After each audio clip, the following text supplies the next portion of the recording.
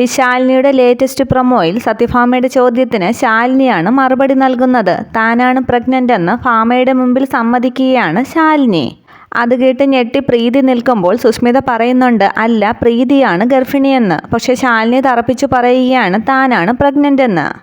അതേസമയം സുസ്മിത ചോദിക്കുന്നുണ്ട്, എൻ്റെ കല്യാണം കഴിയുന്നത് വരെ നിങ്ങൾ അങ്ങനെയൊന്നും ഉണ്ടാകില്ലെന്നല്ലേ എനിക്ക് വാക്ക് തന്നിട്ടുള്ളതെന്ന്.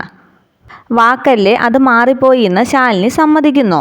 അന്നേരം നീ ശാരദയുടെ മോളല്ലേ, വാക്ക് മാറ്റി പറയും എന്നൊക്കെ പറഞ്ഞ് ശാലിനിയെ കളിയാക്കുന്നുമുണ്ട് സത്യഭാമ. തുടർന്ന് വിഷ്ണു വരുമ്പോൾ ഇതേപ്പറ്റി വിഷ്ണുവിനോട് ചോദിക്കുകയാണ് ഭാമ.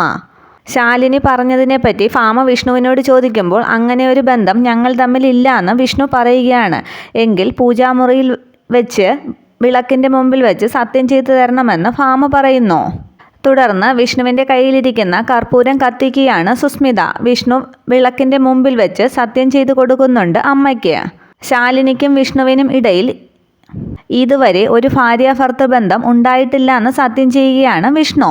പ്രീതിയെ രക്ഷപ്പെടുത്താൻ വേണ്ടിയാണ് ശാലിനി അങ്ങനെ ഒരു നുണ പറഞ്ഞതെങ്കിലും വിഷ്ണുവിൻ്റെ ആ സത്യം ചെയ്യലിൽ ആകെ വിഷമിച്ചു നിൽക്കുകയാണ് ശാലിനി. എന്തു ചെയ്യണമെന്നറിയാതെ രാഘവൻ നായരും പ്രീതിയും കൂടെയുണ്ട്. ഇത്രയുമാണ് ലേറ്റസ്റ്റ് പ്രൊമോ. Okay, thank